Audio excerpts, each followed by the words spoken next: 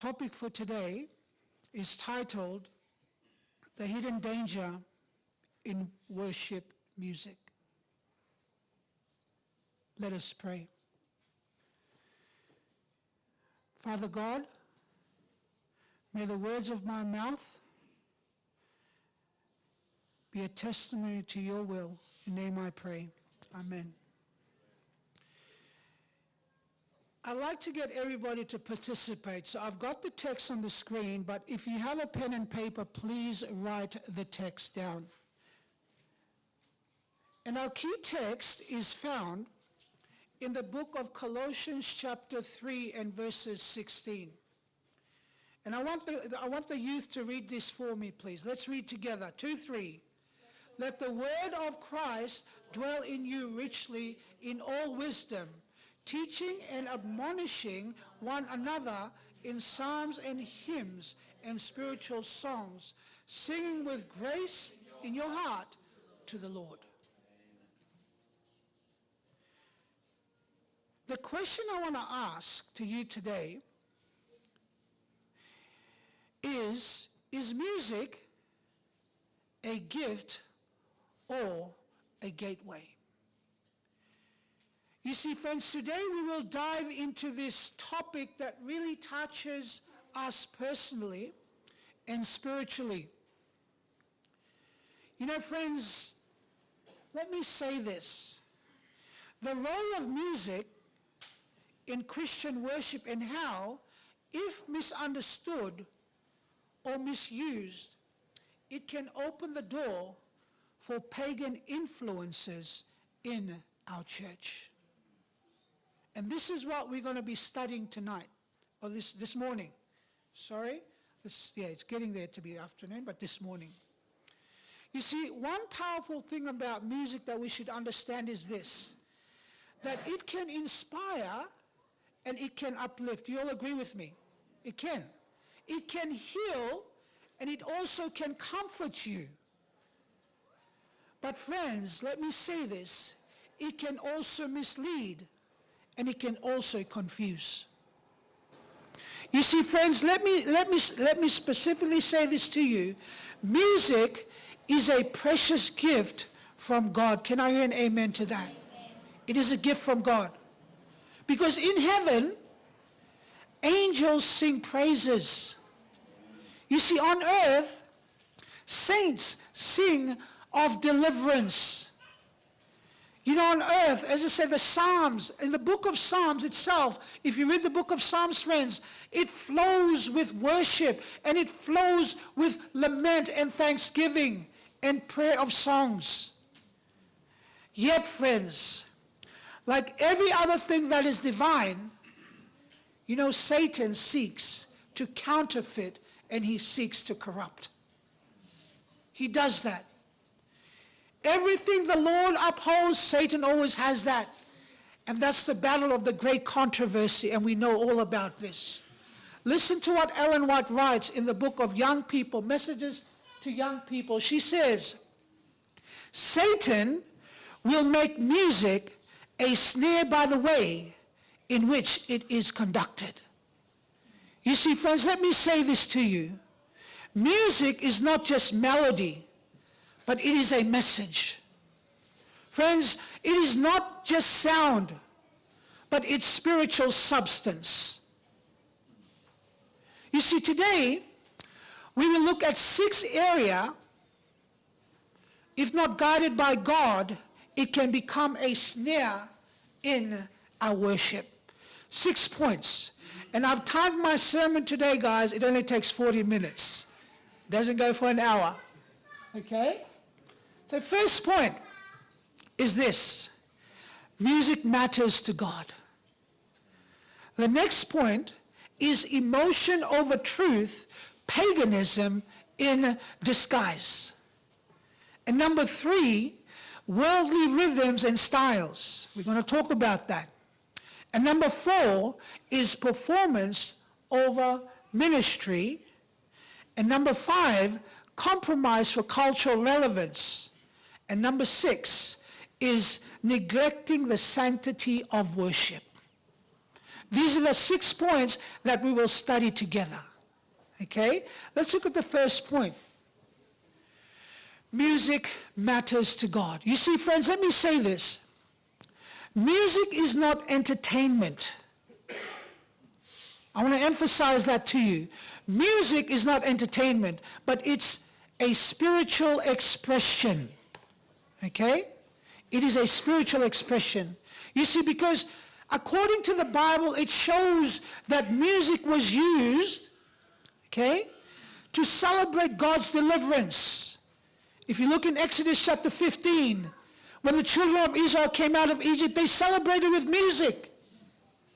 You see, friends, it was also used to prophesy truth. In the book of 1 Samuel chapter 10, verse 5, if you had time, read that. When Samuel told Saul what was going to happen when he goes into Jerusalem, there was going to be a celebration for him. And it happened. It also drives away evil spirits. And you know the story of Saul and David. Friends, another thing I'd like to highlight here is that worship in reverence and holiness. And you find this in Psalms chapter 96 and verses 9. You say, brothers and sisters in Christ, Scripture reveals that true worship, it brings transformation. It brings peace, and it also brings divine order. And so, this is what the Bible says. 1 Corinthians 14 verse 3, it says, God is not the author of confusion, but of peace, as in all the churches of the saints. You see, friends, let me say this. In every act of worship, from celebration to prophecy, from spiritual deliverance to reverent awe, God is working to reveal his presence. He is working to establish his truth and bring peace among his people. You know, let me say this. If our worship is chaotic, it's loud or disorderly, if it confuses more than it convicts, it is not from God. You see, Ellen White wrote the following statement, and I'd like to share this with you, and you probably all know this quote. She says this, a bedlam of noise shocks the senses. The powers of satanic agencies blend with the din and noise. You see, the warning is clear, friends, young people. When worship becomes chaotic noise, it replaces reverence. We risk inviting confusion instead of communion. You see, the spirit of prophecy, she cautions that such disorder is only distracting. It distracts us. It can be a channel, friends, of Satan's influence. You know, as we reflect on worship, especially our music, we must honestly ask ourselves, are we drawing hearts towards heaven, or are we echoing the sounds of the world? Friends, let us choose the music of worship that uplifts and purifies and glorifies God. Music that prepares us. Music that prepares us for the harmony of heaven and not the noise of confusion. Amen? Let's go to our next point. Emotion over truth. Paganism in disguise. You see, friends, let me say this. Ancient pagan religion, they used drumming. They used chanting and repetitive music to stir emotions and enter ecstatic states. You see, friends, let me say this. Their goal wasn't truth, but it was feelings. It was feelings. And you will see further on what I am talking about. You see, we must remember, friends, that we must understand that God created emotions. Okay? He created emotions. But worship must be led by truth, not emotional highs. Because the Bible says this. In the book of John chapter 4 verse 24, let's read it together, 2, 3. God is spirit, and those who worship him must worship him in what? Spirit and in truth. I put it this way. Emotional versus test, truth test. You see, if we leave church saying that I felt something but without conviction or repentance or transformation, we must ask, what type of spirit is moving? And I'm going to touch this really hard on us today. And we see it all this time. We see it in a lot of these singing groups. They're all in the world now. What happened? What happened? We're going to study it further, friends. As I said, if I felt something, but without conviction or without repentance or transformation, we must ask ourselves, what spirit is this leading? Whose spirit is this from? You see, the spirit of prophecy states the following. She says, let's read it together. Satan works amid the din and the confusion of such music, which properly conducted would be a blessing, but turned into display, it becomes a what? A curse. You see, friends, music can be a blessing. Can I hear an amen? Amen. But when it is done with the right spirit, meaning when it honors God, it uplifts the soul, and it draws people closer to him. Are we following?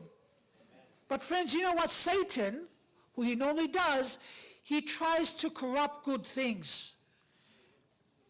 When music is used for show, when music is used for entertainment or personal display, pride, self-glorification, excitement without true spirituality, friends, it becomes harmful instead of helpful.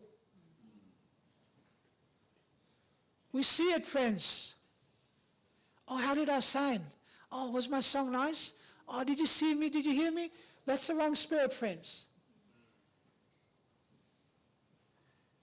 You know, today the devil is using this music. There is more listening to music, church music, rather than listening to our sermons. Satan is using that. And the first thing you want to find out, oh, how did our sound like? I'll leave it there. You know, the phrase din and confusion suggests that Satan uses loud and chaotic and emotionally driven music to distract and to confuse and spiritually weaken people. That's why you see today, friends, young people, you see all these good Christian singers, now they fell. They're no longer in church. This is the truth, friends. And I know it will hurt, but I pray that the Holy Spirit will speak in your heart after this sermon. You see, friends, instead of leading to worship and spiritual growth, such music becomes a curse, pulling people away from God rather than towards him. Are we following? You see, friends, let me say this. As I said before, music is powerful. And how it is used matters deeply for spiritual life. It does matter for spiritual life, friends. Let's go to the next point. You see, many churches today, and this is sad, it mirrors the world's entertainment. The beats are the same. The rhythm stirs the same fleshly excitement, repetitiveness, but only the lyrics are changed. You see, friends, let me say this. We can see the Fijian dancing there. I've got the Solomon one there as well, Mum. You know, ancient cultures, they use rhythmic and sensual music to summon spirits. And you know what today we call this? This is what we call it. Culture. But friends, the root is demonically spiritual. It's demonically spiritual, friends. You know that because the Bible sounds, and it says, and we must understand that the Bible should shape our culture. I didn't hear an amen to that. Amen. And it should guide our lives. Because you know, in the book of Romans chapter 12 verse 2, the Bible says this. It says, do not be conformed to this world, but be transformed by the renewing of your mind, that you may prove what is that is good and acceptable in the perfect will of God. Can I hear an amen? Beloved, let me say this. The music we choose shapes the heart we carry into eternity. The music that we choose shapes the hearts we carry into eternity. Today, friends, Jesus is calling us to lift our minds higher, to tune our hearts to heaven's melodies. The question I want to ask you is this. Will you choose music that draws you nearer to Christ? Will you lay aside anything that only excites the flesh but leaves the soul empty? Friends, let's ask God to renew our hearts and renew our ears so that everything we listen to will glorify Him, and we can pray this prayer. Lord, tune my heart to sing your grace. Wouldn't that be great, friends? Amen. Lord, please, Father, tune my heart, tune my ears to sing your grace. Our fourth. Wow, did you see that? Yes, it's our culture, isn't it? Pagan religion made music a performance. Wow, young people, can you see that? Sadly, these pagan styles of performances have crept into our Christian worship today. Friends, something tragic has happening in the place where worship should be holy and reverent. Worship leaders are becoming the center themselves instead of Christ. The focus has shifted from the glory of God to the glory of men. This is the problem, and it's happening, and we're seeing it. We see lights flashing, fog machines rolling, applause are echoing through the building. But where are the prayers?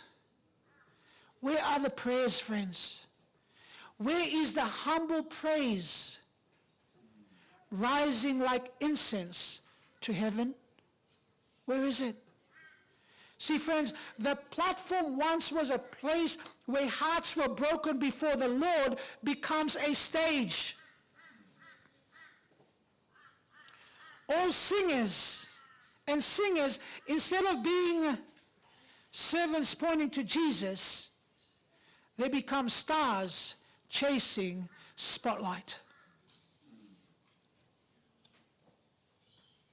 But listen carefully, friends, to what Jesus said.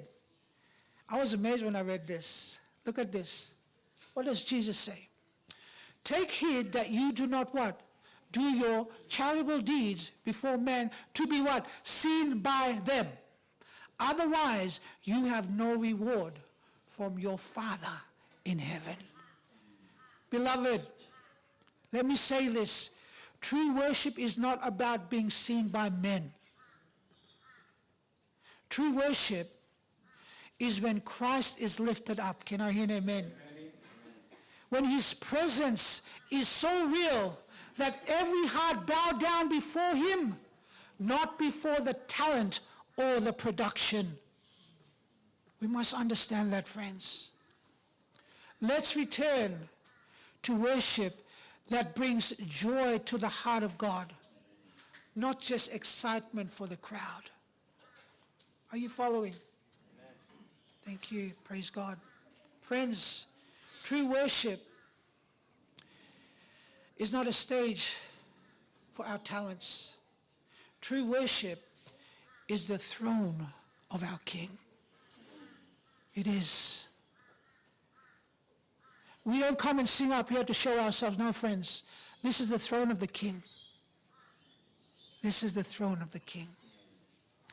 It is about, friends, it is not how good we sound, but it's about how great our God is.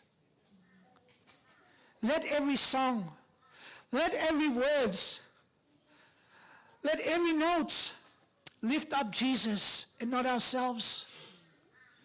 Let your heart cry out, friends, not unto us, O Lord, but unto your name be the glory.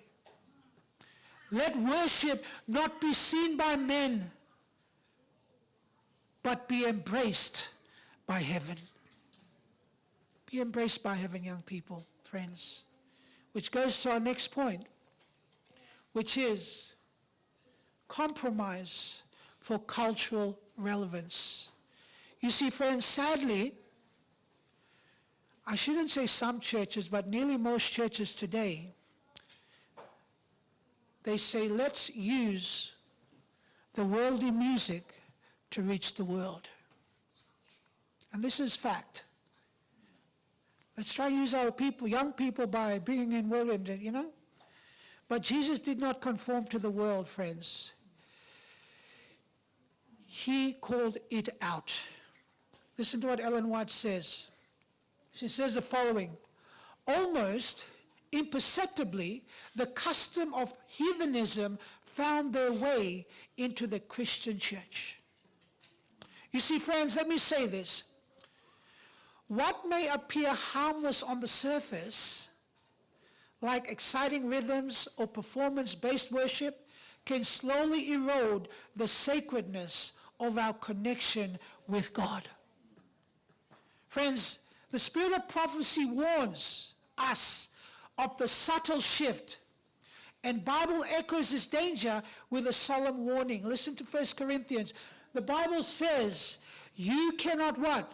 Drink of the Lord's and cups of demons. You cannot partake of the Lord's table and of the table of demons. Friends, there's a fine line. You know, the line between holy and profane is not one we can afford to blur. Not in our worship, not in our music, and not in our hearts. You see, according to this text, Paul, he pleads, and God is also pleading with you today. You cannot drink the cup of the Lord and the cup of demons. Friends, the warning is clear. It's so clear that we cannot mix the sacred with the secular and still call it worship. You cannot do that. This is more than music, friends. It's about allegiance. It's about whom we are exalting when we gather to praise. Amen? Friends, the question is Christ being lifted up, or is self being entertained? Today, friends, God is calling us to return to pure worship, to music that doesn't mimic the world, but it magnifies the Savior. Friends, to songs that don't stir our flesh, but it awakens our souls. To worship that doesn't draw applause, but draws us near to our knees. Amen. Draws us to our knees, friends. So I ask you, In the stillness of my heart, friends, are you drinking from the cup of the Lord, or are you sipping from the cup of the world? Are your playlists filled with sounds that deepen your reverence to the Lord, or it distracts your soul from Him? You see, friends,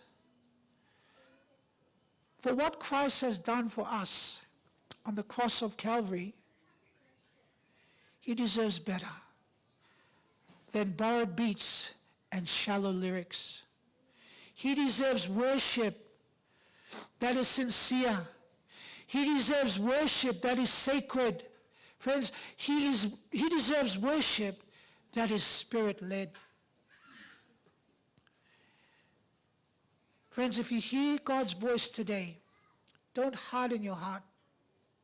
Lay down the worldly music. Walk away from the imitation styles of this world. Choose the table of the Lord. Choose His cup. And choose true worship. Amen?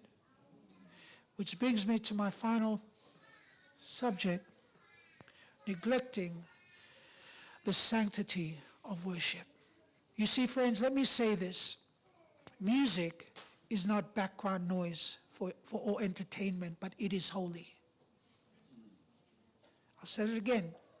Music is not background noise, but it is holy. You see, friend, let me say this. In heaven, music is an expression of awe. It is an expression of surrender, and it is an expression of holiness. Because in the book of Psalms 96, verse 9, it says, "O worship the Lord in the beauty of holiness. Tremble before Him, all the earth." You see, friends, in heaven, music isn't about entertainment, as I said before. It is about expression of awe. It is about surrender and holiness. Amen. You know, there is no smoke machines, as I said, around God's throne. There's nothing like that. There's no stage lights. There's no performers. There is only reverence. There is humble worship flowing from the hearts of overwhelmed by His majesty. You see, the psalm urges us. He says, "Oh, worship the Lord in the beauty of holiness." I want you to think about that. Tremble before Him. But friends, the question I want to ask is this. When was the last time you trembled in God's presence? When was the last time the music in your heart silenced the noise of the world, and it brought tears of surrender instead of thrill of performance? When was the last time? Friends, let me say this. True worship is not a concert. It's a consecration. Amen. I want to stop there for a second. And you may not agree with me, but I will say it. I don't want to say it, but I have to share it. I see today there's so many concerts, fundraising concerts, happening in our church today. Brothers and sisters in Christ, that's not biblical. It is not biblical. If you look at the Bible, if you read the Bible, people brought their offerings to the house of God. If you disagree with me, go and study your Bible. True worship is not a concert. It's a consecration. It is not driven by hype, but it's drawn from holiness. It doesn't exalt the singer. It exalts the Savior. Amen. It does. So friends, today, my appeal to you is this. Bring your worship back to the altar. Bring your worship back to the altar, friends. Lay down your distractions, the worldly beats, the performances-driven culture. Friends, let your music be drenched in prayer, soaked in scriptures, and wrapped in reverence. Amen? Because he is worthy of more. God is worthy more than noise, more than imitations, more than shallow praise. Friends, he is calling you to tremble, to sing again, to worship him again in the beauty of his holiness. So now the question I want to ask, I know you guys have been hearing me saying this, so you're probably going to ask me, so what should I do then? Thanks for asking. What can I do? Okay? You see, when I first came back to the Lord, who's heard of Big is Small? Zach, do you know Big is Small? 2-pack? Yep. That was my playlist.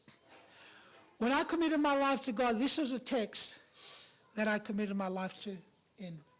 Number one is evaluate music by Philippians 4 verse 8. Whatever is true, whatever is noble, whatever is lovely, think on these things. When I read that text, the Holy Spirit convicted me to throw away I had a big stack of CDs. Young people probably know what CD is nowadays, eh? I had to throw it away. Eh? You guys know a playlist. What's the other one called? What?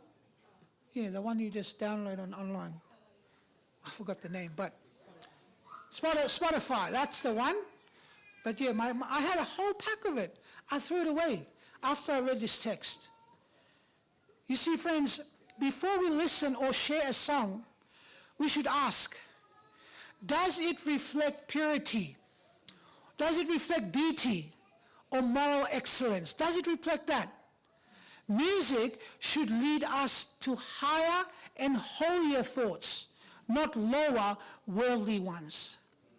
I'll give you some examples. You know, a song may mention love or feelings. There's so many songs today that mentions a lot of these things, but its lyrics promote selfishness, immorality, or revenge.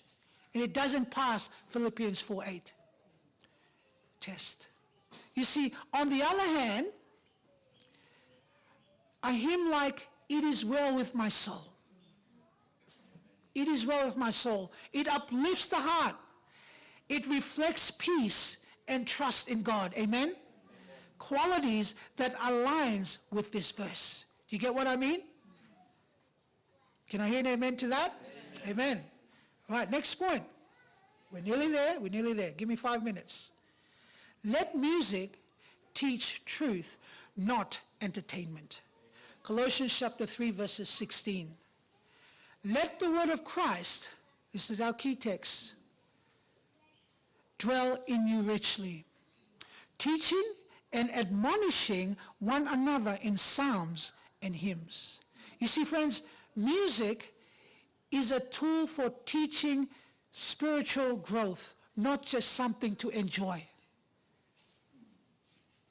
The songs we sing shall carry biblical truth and correct errors, and it strengthens our faith.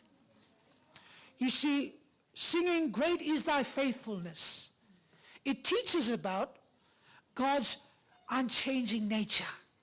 Great is Thy faithfulness, O Lord my Father. You get me? It teaches us about God's unchanging nature.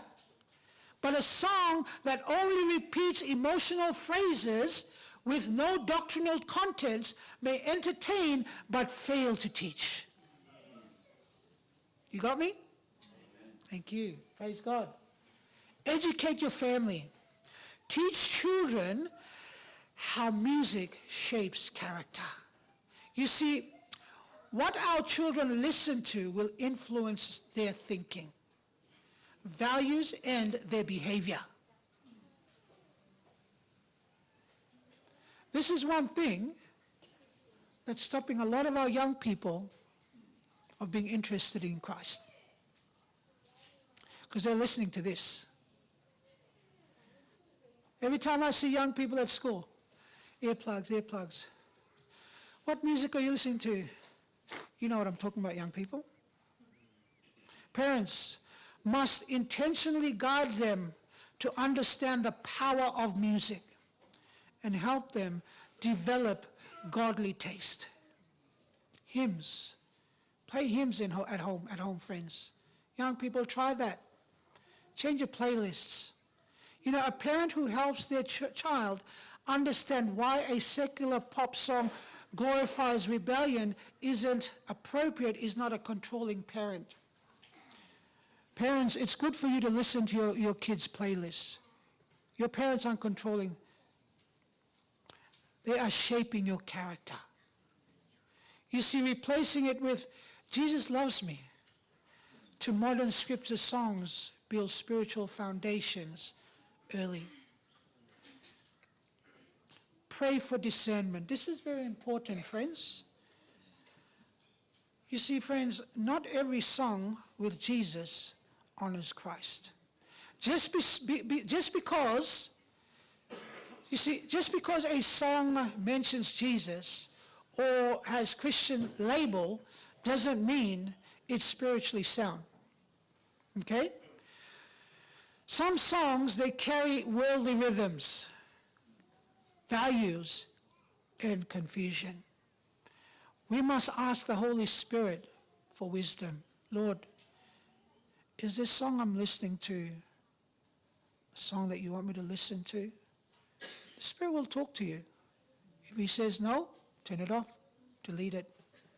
You see, a Christian song might have the name Jesus, but be set on a beat or a rhythm that promotes sensuality or pride. Friends, true worship, it leads us to humility and reverence, not self-promotion or excitement for its own sake. Number 5, support godly music. Share music that uplifts heaven. You see, friends, if we find music that blesses and uplifts, we should share it. Friends, godly music, my friends, young people, is a witness to others, and it helps build a culture of praise that honors heaven. Amen. For example, sharing a peaceful instrumental Sabbath playlist or sending links to hymns based on worship set is one that may encourage someone if someone's down, or promotes heavenly music. You know, supporting our Adventist musicians or choirs who uplifts Christ also builds his kingdom. You see, friends, in closing, we are to guard the gates of praise. Music is not just a note. It is a spiritual weapon. It is a spiritual weapon, friends. It can either build the temple or it can open the door to paganism. You see what the spirit of prophecy says? She says this: music rightly employed is a precious gift of God, designed to uplift the thoughts to high and noble things. You see, music, friends, is not meant to feed the emotions alone, but it is to nurture the soul, to shape godly character, and bring us into the presence of God. My appeal for you is this: do you want your worship to honor God in spirit and in truth? Do you want to guard your home and hearts against the enemy's snares? Do you want your life to be a song of holiness and not compromise? You see, friends, let me say this. The music of heaven is not about rhythm. It's not about noise. It's not about applause. You know, that's one thing I'd like to share with you. I don't know, but things have changed. You know, when someone sings, now we're applauding them. We should not be doing that. We should be saying, Amen, because it's a prayer. You get what I'm saying? It is about reverence. It is about redemption and the glory of God. You know, we've seen today that worship music is not neutral. It carries spiritual weight, a message, and an influence that either draws us towards Christ or it distracts us away from him. Friends, God is calling his people today to come apart from the noise, the confusion, the worldly mimicry, and return to the beauty of holiness in worship. Friends, let the word of Christ dwell in us richly, not only in sermons and studies, but in the songs that we sing, the harmonies that we embrace, and the atmosphere we create in our churches and in our homes. Friends, let me say this. We are not simply choosing styles. We are choosing spirits. You got me? We are choosing spirits. As the Bible says, choose you this day whom you will serve.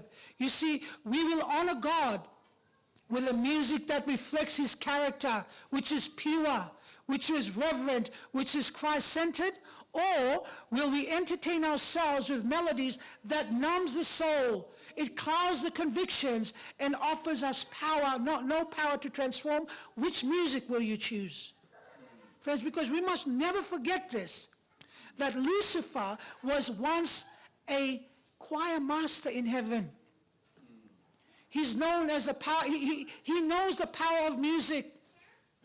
But Jesus, our Redeemer, he gave his life to restore true worship. Worship in spirit and in truth. So friends, today, if the Holy Spirit has touched your heart, if you sense the need to cleanse your playlists, to purify your praise, and align your music to heaven's message, then now is the time to respond. Say in your heart, Lord, take my voice, take my music, take my heart. Let it all be consecrated to you. Lord, to thee, O Lord. May every note we play, every song we sing, be a foretaste of heaven's worship. Friends, let us not be entertained. Let us be transformed. Amen. You know, the prayer that I'd like to pray with you is this, friends. To ask God to create that music in you to bless you and not to deceive you. The music that helps you to discern, to teach us to love truth rather than entertainment, to purify our praise. Friends, let every sound in our homes and churches glorify our Lord and our Savior. And that's my message for today. And I pray that the Holy Spirit will help us and encourage us to discern this, friends, because there is a hidden danger in worship music. If you understand what I've said today, can I hear an amen? You have just made an oath to God, friends, when you said that. So may the Holy Spirit, as you leave this place today, when you go home, think about what you're listening to. Is it changing my spiritual life or it's pulling me down? That's the test. May God bless us all. Amen. Many kimuni vaya many kimuni na sere ki mami langata. Salvata ke ni tutu turanga, uni sabose ki ni ki mami dindai. Sengona vera na luwi ki mami, ki mami talangana guys. Ni bukeni terana utu di lamai ki mami.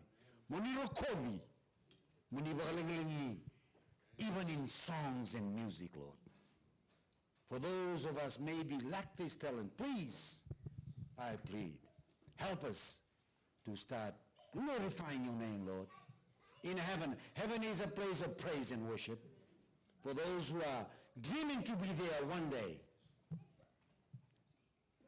challenge our hearts to praise you here on earth through music.